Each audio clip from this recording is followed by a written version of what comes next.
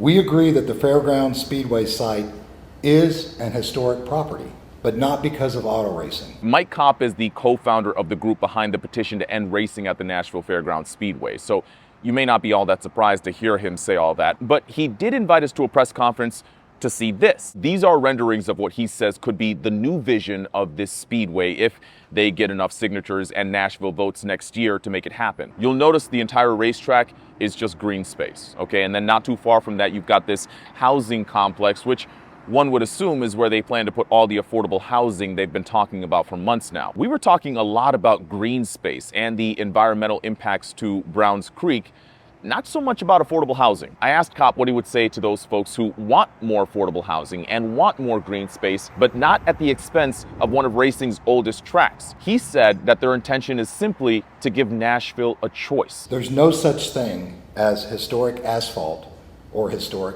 cinder block. They know that the area around the racetrack has changed drastically over the last few decades, with several homes and neighborhoods around the property. And rather than let this latest momentum turn into NASCAR coming back to Nashville, the people who spoke said that they want to create something that everyone can use. We want a space that can really serve so many more people. So of course I asked, what's the timing on all of this? To create the green space and the affordable housing. Another reporter asked about who's on the hook for paying for this stuff. Kopp said, that's all a discussion for another time. Right now, their priority is making sure they get enough signatures on this petition to make it past the finish line. What happens after that? That's up to the mayor, city council, and the fair board. Signatures are due by September 18th to make it on next year's ballot. But in the meantime, I'm wondering, what do you think about this new vision for the Nashville Fairgrounds Speedway?